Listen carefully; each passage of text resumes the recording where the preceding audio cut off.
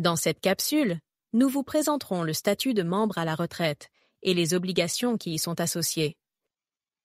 Nous aborderons les critères pour obtenir ce statut, la définition du revenu aux fins de la cotisation, la différence entre le statut de retraité avec ou sans revenu, la prime d'assurance responsabilité professionnelle applicable, ainsi que les démarches à suivre en cas de changement de statut en cours d'année. Pourquoi le statut de membre retraité est-il avantageux?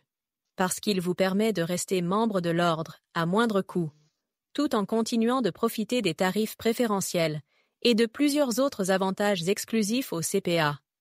Un lien dans la boîte de description de cette capsule vous permettra de les découvrir en détail.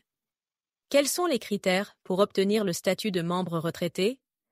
Vous devez être âgé d'au moins 55 ans au 31 mars de l'année en cours, avoir été inscrit au tableau de l'ordre pendant au moins 10 ans, et ne pas générer de revenus, ou générer des revenus inférieurs au barème annuel établi. À noter que les revenus sont ceux liés à un emploi, à l'exercice de la profession ou à une entreprise, peu importe l'activité professionnelle. Le barème est disponible sur le site de l'ordre. Vous trouverez le lien dans la description de cette vidéo. Il existe 2 statuts de membres retraités, déterminés selon les activités professionnelles. Le premier, retraité sans revenu, s'adresse à ceux qui n'exercent plus du tout d'activité professionnelle. Dans ce cas, la cotisation annuelle représente 15% de la cotisation régulière. Le second, retraité avec revenu, s'applique aux membres qui conservent une activité professionnelle réduite. Leur cotisation est alors de 30% de la cotisation régulière. En ce qui concerne l'assurance responsabilité professionnelle, tous les membres retraités, qu'ils aient ou non des activités professionnelles, doivent continuer à payer une prime d'assurance. Pour connaître les montants exacts des cotisations et des primes, consultez le site web de l'ordre. Le lien se trouve dans la description de cette capsule.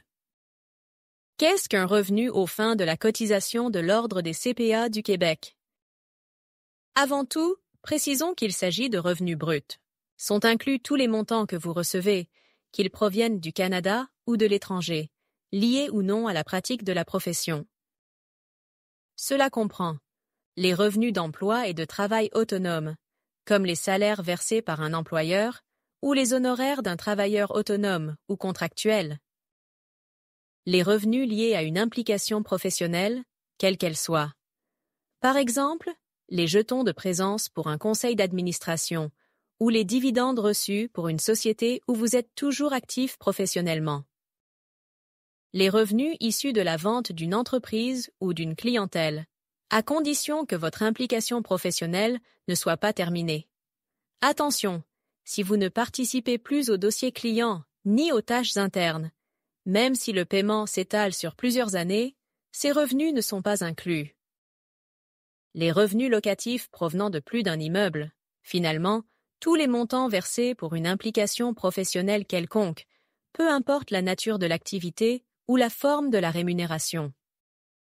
Certains revenus sont exclus, notamment les transferts gouvernementaux, incluant les rentes d'invalidité et de retraite, les indemnités compensatoires ou pensions alimentaires, les legs et les gains de loterie, les revenus locatifs provenant d'un seul immeuble. Si vous ne participez plus aux activités de l'organisation, il est également possible d'exclure les revenus de placement, les dividendes et les revenus découlant de la vente d'une entreprise ou d'une clientèle. Comment faire la demande pour le statut de membre retraité? Les questions concernant ce statut apparaissent automatiquement dans la déclaration annuelle obligatoire des membres ayant atteint l'âge minimal. Chaque année, les membres doivent confirmer qu'ils respectent toujours les critères pour conserver ce statut pour la nouvelle année de référence. Et si votre situation change en cours d'année, vous devez en informer l'ordre dès que possible.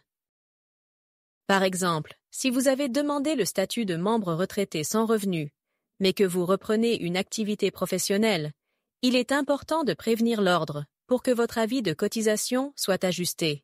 Si vous oubliez de demander le statut au moment de la soumission de votre déclaration annuelle, il sera possible de le modifier en contactant l'équipe du soutien aux membres avant la fin de la période de renouvellement annuel. Toutefois, une fois le formulaire de déclaration annuelle obligatoire fermé, seules les modifications pour les membres ne respectant plus le critère relatif aux revenus seront possibles. Par exemple, après la fermeture, il ne sera plus possible de passer du statut de retraité avec revenu à retraité sans revenu, ni du statut régulier au statut retraité. À l'extérieur de la période de renouvellement annuel, il n'est pas possible de passer du statut de membre régulier à un statut de membre retraité, ou de retraité avec revenu à retraité sans revenu. Assurez-vous de nous contacter avant le 15 mars en cas d'erreur pour une correction. Même avec le statut de membre retraité, il est important de maintenir vos renseignements personnels et professionnels à jour dans votre dossier en ligne sur le site de l'Ordre. Sachez aussi qu'en tant que membre CPA, en vertu de la loi sur l'assurance médicaments du Québec, vous n'êtes pas admissible au régime public de la RAMQ. Si vous avez moins de 65 ans et que vous n'avez pas accès à un régime d'assurance collective via votre employeur ou votre conjoint ou conjointe, vous devez obligatoirement souscrire à la protection de base en assurance médicaments. Au besoin, contactez Vigilis, le gestionnaire du régime d'assurance des CPA, pour plus d'informations. Si vous ne souhaitez pas conserver votre statut de membre une fois à la retraite, vous devez remplir le formulaire officiel de démission du tableau de l'Ordre. Un simple courriel ou un appel téléphonique ne sont pas suffisants. Ce formulaire vous permet de choisir la date effective de votre démission, soit à la date de réception du formulaire, soit au 31 mars de l'exercice en cours. Il est important de noter que la démission entraîne la perte de votre titre professionnel et de tous les avantages qui y sont liés, y compris le droit de pratiquer la comptabilité publique. Une liste complète des conséquences est disponible sur le site de l'Ordre. Si vous savez déjà que vous ne renouvellerez pas votre adhésion, soumettre votre formulaire avant le 15 mars vous évitera de recevoir des rappels pour une déclaration annuelle non soumise, ainsi que les communications liées aux frais de retard et à la non-inscription au tableau à partir du 1er avril. Enfin, notez qu'une fois l'année de référence commencée, la cotisation versée n'est pas remboursable. Des questions ou besoins de précision sur votre situation? N'hésitez pas à communiquer avec l'équipe du soutien aux membres pour vos questions. Si vous avez trouvé cette capsule utile, n'hésitez pas à la partager avec un collègue CPA qui envisage la retraite.